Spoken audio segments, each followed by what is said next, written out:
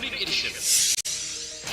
Magadulong sa inyo sang mga nagapanguna nga balita lokal, national, international, sports, kag entertainment. Aksyon! Balita Evening Edition. Kag karon ang inyo news team. Una sa balita, una sa aksyon. Mayong gabi syudad sa Bacolod, Western Visayas, kag bugos nga Pilipinas sa welcome na sa pagpangalagad sang aksyon Balita Evening Edition. Karon nga adlaw Webes sa Marso 31, 2022. Akong inyong atag balita Aksyon Dale Salazar. Para sa mga pangulong dinalan una kita sa mga balita lokal. Police Station 1 may duwa ka maanggulo ginatutukan sa pagtiro kag pagpatay sa anay preso. Governor Lacson nakigsugilanon sa pila ka mga investors sa pagtukod sang biomass kag solar power plant. Sa balita national, rollback sa presyo sang gatong posible sa masunod nga semana. Gobyerno planong ilakip ang booster shot sa requirement para sa mga fully vaccinated. Detalye sang mga balita lokal pagkatapos gid lamang sini. The Candidates Forum. The Candidates Forum, hibaloon ang mga plataporma di gobyerno. Usisaon ang nahimuan kag inagihan sa mga politiko. Patpaton ang mga proyekto nga ila ginaplano. The Candidates Forum, programa sang Aksyon Radyo Bacolod kag Northwest In nga magahatag kay gayunan sa publiko nga mas makilalaan sang husto ang mga kandidato sa 2022 national and local elections. The Candidates Forum. The Candidates Forum. Hosted by Aksyon Boy Duran with guest panelists Aksyon Fred Salanga, Aksyon Rex Cantong, Aksyon Art Tayupon, Aksyon Brian Morden, Aksyon Eric Magbanwa, kag Aksyon Marlon Genovea. Diri lang sa Aksyon Radyo Bacolod. The Candidates Forum. Mangin mainalamon sa pagpili ng kandidato, mangin mabinantayon kag mainid sa mga ibutang sa pwesto. Umpisahi ang pagbago paagi sa wais sa pagpili karon nga eleksyon. Yari ang pila ka mga tips para sa wais may nalamon kag insakto nga pagpili sang pagabutohon. Una, maghimo sang listahan sa mga kandidato kag maghimo sang listahan sang posible iboto. Ini ang pwede mo ibase sa ila plataporma kag mga panindugan sa kada issue. Ikaduha, Yes, mayong gabi sa mga ka-aksyon naton. We are live and magapangalagad kita online this time. I-check natin ang comment section sa aton sining Facebook Live. Sa mga bago gid lamang naka-tune in sa aton sining Facebook Live para sa evening newscast sa Aksyon Radio Bacolod. Welcome na sa buong Thursday edition sa Aksyon Balita Evening Edition. Sa mga bago gid lamang ang mga viewers naton sa DYEZ, pwede mo makabilin sa inyong sining mga greetings, mensahe sa comment section sa aton sining Facebook Live. Sa sining matinion, i-greet natin ang mga early birds sa aton sining comment section sa Facebook Live. Sir Diding Alohamiento. Sir Diding, good evening Action Dale. And araman si Sir Hil Javier, good evening Action Dale. Madamo gid nga salamat for tuning in. Karon nga Thursday edition. Si Madam Atia Kim Ariman, good evening. Nakatune na. Madamo gid nga salamat. Kagaraman si Ma'am Cathy R. Calatrava, good evening Action Day, watching live from Singapore. Kamusta lang dila sa family ko sa may Barangay Sumag. Madam Cathy, sino ang family name? Sa inyo mo sining pamilya dili sa may Barangay Sumag para mas specify naton. Thank you so much for tuning in dila sa may Singapore. Kamusta dila ang situation dila sa may pungsod Singapore? I hope nga safe kamo dira ang aton sining Filipino or mga Negrense, Bacolod non-community dira sa may Singapore. Sige, padayon lang sa pag-comment down sa inyo sining mga greetings kay tingwa natin nga mabasa kag mahatagan sang talupangod. And syempre gina-invite naton ang mga ka-action natin nga mangin part sang ARB community. Search lang mga ka-action, Action Radio Bacolod Community. Click nyo lang ang join. Kag pwede ka mo din ang makapost sang mga newsworthy events sa inyo sining palibot, sa inyo sining community. Kung may malabyan ka mga aksidente, pwede nyo gid ma-post dira sa ARB community. Sige, padayon lang sa pag-comment down and after sa karon sining local news, magbalik kita para i-check kung may mga additional greetings sa aton sining comment section sa aton sining Facebook Live. Standby para sa mga balita lokal. The Candidates Forum. The Candidates Forum, hibaloon ang mga plataporma di gobyerno. Usisaon ang nahimuan kag inagihan sa mga politiko. Patpaton ang mga proyekto nga ila ginaplano. That Candidates Forum programa sang Aksyon Radyo Bacolod kag Northwest In nga magahatag kay gayunan sa publiko nga mas makilalaan sang husto ang mga kandidato sa 2022 national and local elections. The Candidates Forum. The Candidates Forum. Hosted by Aksyon Boy Duran with guest panelist Aksyon Fred Salanga, Aksyon Rex Cantong, Aksyon Art Tayhupon, Aksyon Brian Morden, Aksyon Eric Magbanwa, kag Aksyon Marlon Genovea. Diri lang sa Aksyon Radyo Bacolod. The Candidates Forum. Mangin mainalamon sa pagpili sang kandidato, mangin mabinantayon kag mainid sa mga ibutang sa pwesto.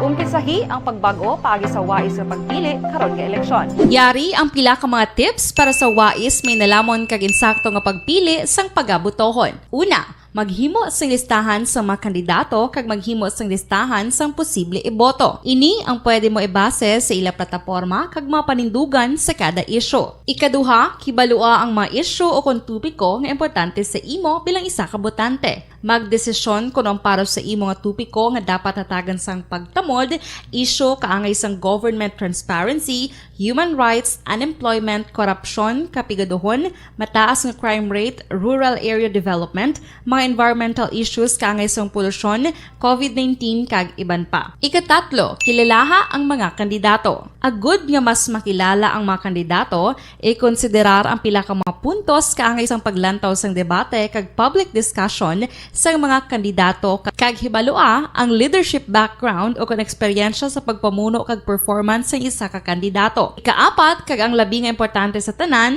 magboto. Mauyang lamang ang tanan mga ginhimo nga preparasyon kung hindi ka magboto sa maabot nga eleksyon. Dumduma ang mga kaaksyon, ang pagboto ang isa ka kinamatarong, hindi pag-uyanga kaysa kada boto mo, dako sini ang dala nga pagbago. Itama ang boto, iboto ang tama. Para sa action tips, ini naman sa Aksyon Dorel Cabato. Sa din ka manyabahin sang Pinas, labuton ka sa amon balita kag serbisyo. Sama-sama tayo, Pilipino. Una sa balita, una sa aksyon, sa Bacolod, Aksyon Radio. Alamin kung paano sumali sa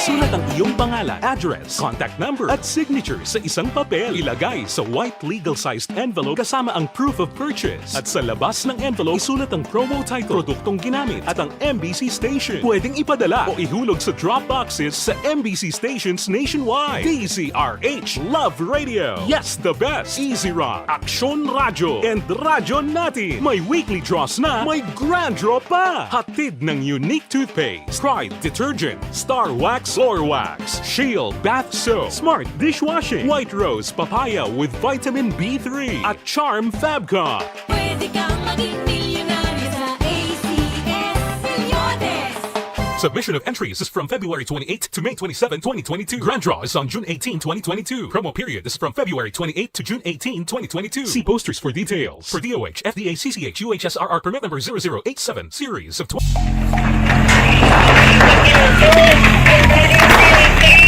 Besyara tayo! Besyara!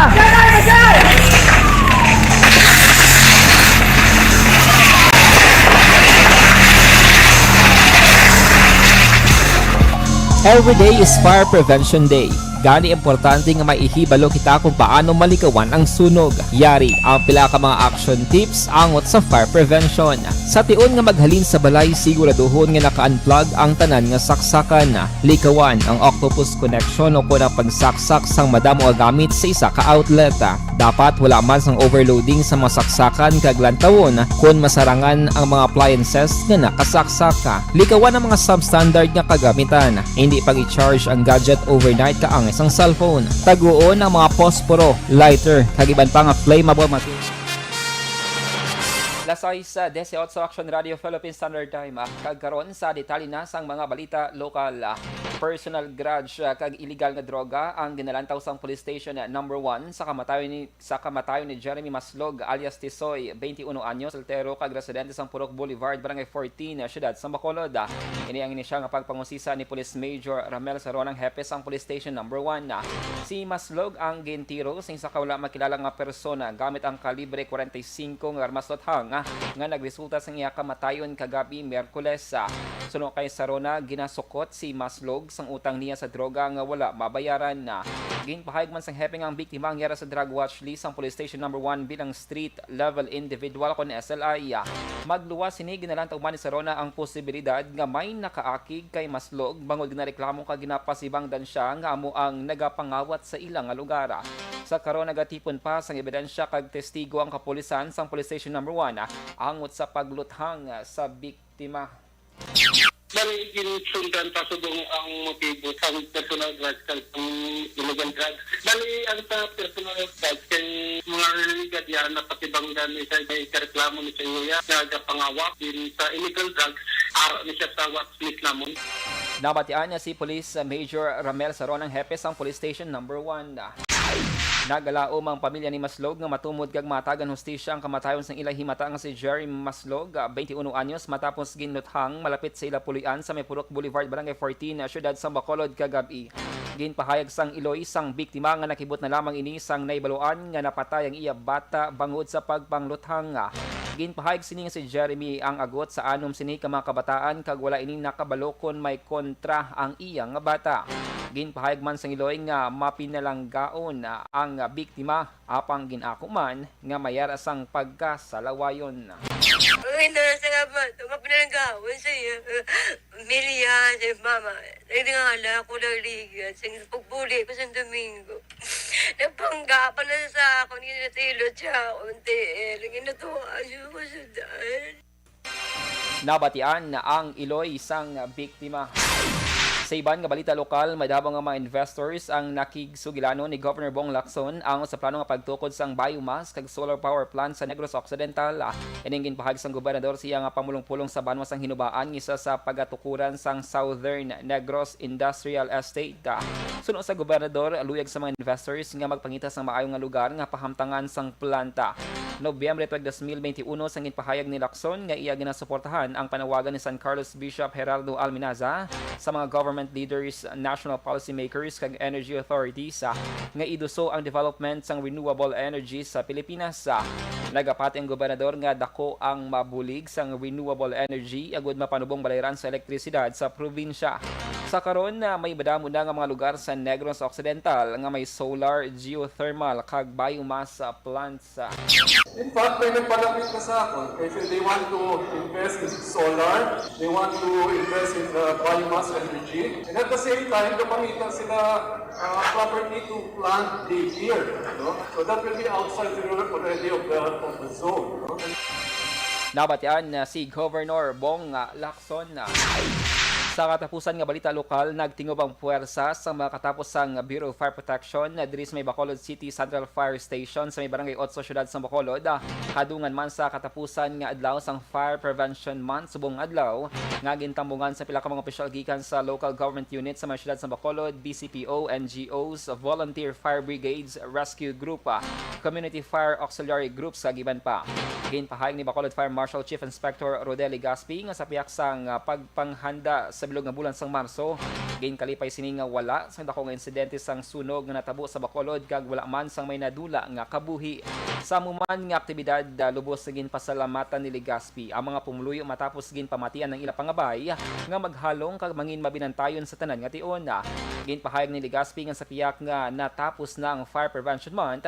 Sa gihapon ginapahanumdom sini nga ang kahandaan dapat magpangibabaw sa bilog naman nga tuig agud malikawan ang sunog. Pag-celebrate the whole month of March, no, hindi siya amo sina, no, and we are very thankful nga wala kita sa major fire incident, no. Hindi man kita na zero, pero at least may wala kita sang na experience nga may dako nga sunog. Nabatyan si Bacolod City Fire Marshal Chief Inspector Rodel Ligaspi. Sa balita, sa aksyon. Lasay sa 23 Action Radio Philippine Standard Time D3 Biofood Supplement mga The Candidates Forum. The Candidates Forum. Hibaloon ang mga plataporma di gobyerno. Usisaon ang nahimuan kag inagihan sa mga politiko. Patpaton ang mga proyekto nga ila ginaplano. The Candidates Forum programa sang Aksyon Radyo Bacolod kag Northwest In nga magahatag kay gayunan sa publiko nga mas makilalaan sang husto ang mga kandidato sa 2022 national and local elections. The Candidates Forum. The Candidates Forum. Hosted by Aksyon Boy Duran with guest panelist Aksyon Fred Salanga, Aksyon Rex Cantong, Aksyon Art Tayhupon, Aksyon Brian Morden, Aksyon Eric Magbanwa, kag Aksyon Marlon Genovea. Diri lang sa Aksyon Radyo Bacolod. The Candidates Forum. Mangin mainalamon sa pagpili sang kandidato, mangin mabinantayon kag mainid sa mga ibutang sa pwesto. Umpisahi ang pagbago paagi sa wais sa pagpili karon nga eleksyon. Yari ang pila ka mga tips para sa wais may nalamon kag insakto nga pagpili sang pagabutohon. Una, maghimo sang listahan sa mga kandidato kag maghimo sang listahan sang posible iboto. Ini ang pwede mo ibase sa ila plataporma kag mga panindugan sa kada isyu. Ikaduha, kibalua ang mga isyu o kung tupiko nga importante sa imo bilang isa ka botante. Magdesisyon kung ang para sa imo nga tupiko nga dapat hatagan sang pagtamod, isyu kaangay sang government transparency, human rights, unemployment, korupsyon, kapigaduhon, mataas nga crime rate, rural area development, mga environmental issues kaangay sang polusyon, COVID-19 kag iban pa. Ikatatlo, kilalaha ang mga kandidato. Agud nga mas makilala ang mga kandidato, i-konsiderar ang pila ka mga puntos kaangay sang paglantaw sang debate kag public discussion sang mga kandidato kag hibalua ang leadership background o kon eksperyensya sa pagpamuno kag performance sa isa ka kandidato. Ikaapat, kag ang labi nga importante sa tanan, magboto. Mauyang lamang ang tanan mga ginhimo nga preparasyon kung hindi ka magboto sa maabot nga eleksyon. Dumdumang mga kaaksyon, ang pagboto ang isa ka kinamatarong, hindi pag-uyanga kaysa kada boto mo, dako sini ang dala nga pagbago. Itama ang boto, iboto ang tama. Para sa action tips, ini naman sa Aksyon Dorel Cabato. Sa din ka manyabahin sang Pinas, labuton ka sa among balita kag serbisyo. Sama-sama tayo, Pilipino. Una sa balita, una sa aksyon, sa Bacolod, Aksyon Radio. Alamin kung paano sumali sa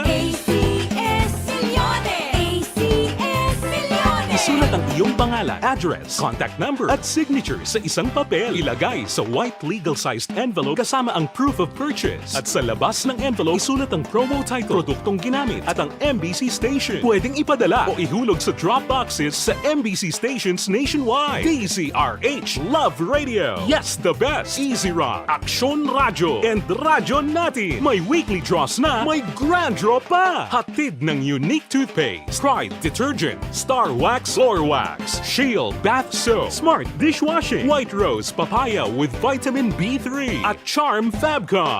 Pwede kang maging milyonaryo sa ACS Milyones. Submission of entries is from February 28 to May 27, 2022. Grand draw is on June 18, 2022. Promo period is from February 28 to June 18, 2022. See posters for details. For DOH, FDA, CCH, UHSRR permit number 0087, series of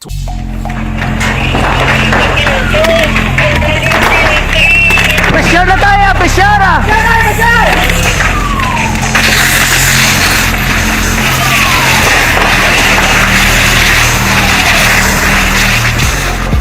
Every day is Fire Prevention Day. Gani importante nga maihibalo kita kung paano malikawan ang sunog. Yari ang pila ka mga action tips angot sa fire prevention.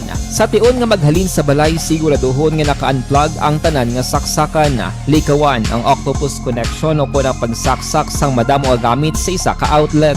Dapat wala man sang overloading sa mga saksakan kag lantawon kung masarangan ang mga appliances nga nakasaksaka. Likawan ang mga substandard nga kagamitan. Hindi pag i-charge ang gadget overnight kaang sang cellphone. Taguon ang mga posporo, lighter, kag iban pa nga flammable materials sa mga kabataan ag siguraduhon man nga malayo ini sa kalan. Siguraduhon man nga wala nagalik ang inyong LPG. Sa isa ka business establishment, dapat mayara sang fire extinguisher kag dapat nakahibalo ang tanan sa pag-usar sini. Hibaloon man ang expiration date sang fire extinguisher kag i-refill kung expired na. Magpreparar sang fire exit plan lagi pa diri ang emergency exit o kung ang lugar nga wala sang harang nga pwede guaan sa tiun sang sunog. Dapat nakasave sa inyong mga cellphone ang mga emergency numbers nga pwede tawagan sa tiun sang emerhensya. Kung nagakalayo ang imong alawas, himuon ang stop, drop kag roll para malikawan ang sunog nagakinahanglan ini sang partisipasyon sang publiko. Kung nakahanda kita sa mga kalamidad,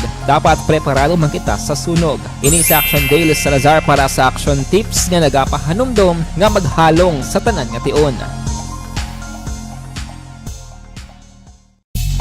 Bangod sa pamahog sing COVID-19 pandemic, madamo sing kompanya kag local government unit ang nagpatuman sang work from home sa ilang mga empleyado. Naga-work from home kung naka-close contacts na nagpositibo sa virus o kung mismo nagpositibo sa COVID-19. Madamo sang benepisyo ang mahatag sang work from home, pero hindi naton malikawan nga maboard kag ma-stress bangod sa sini nga setup sa masobra na isa ka tuig nga pagpakiaway sa COVID-19. Base sa pagtuon sa United Nations International Labour Organizations, nagatugas sang stress ang tuman niya pag-usar sa gadgets kaangay sa cellphone kag computer.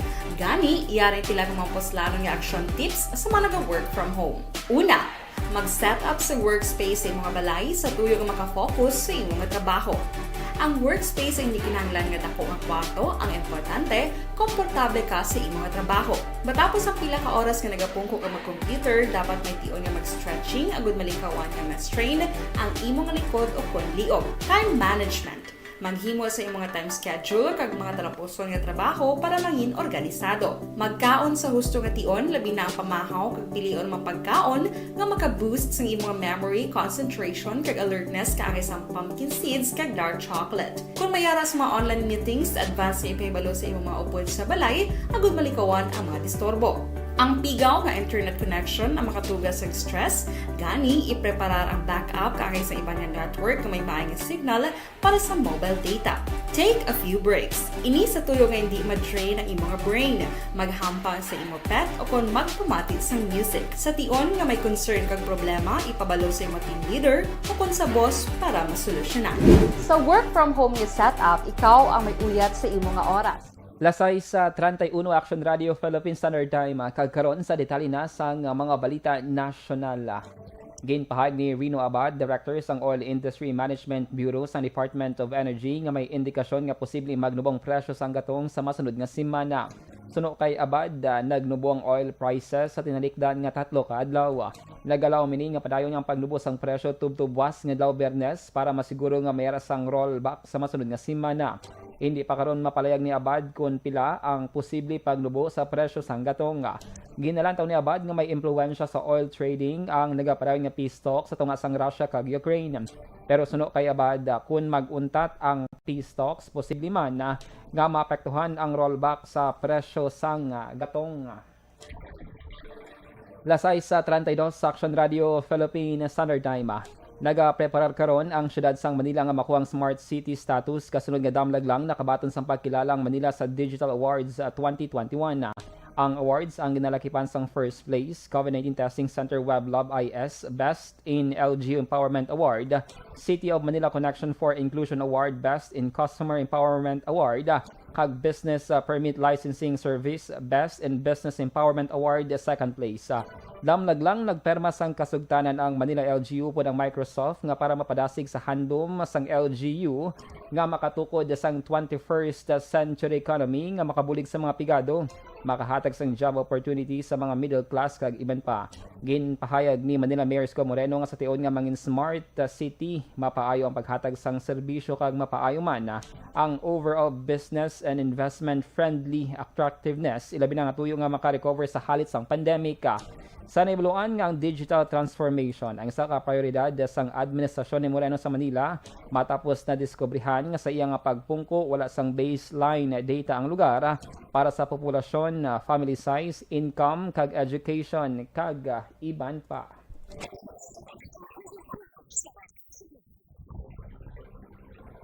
Lasay sa 33 sa Action Radio Philippine Standard Time.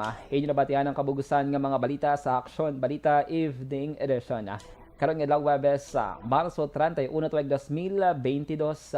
Sa liwat ako ang inyong atag balita Action Dale Salazar. Mga ka-aksyon sa din ka man sa Pinas, labuton ka sang amon balita kag serbisyo. Sama-sama tayo Pilipino, una sa balita, una sa aksyon sa Bacolod Action Radio.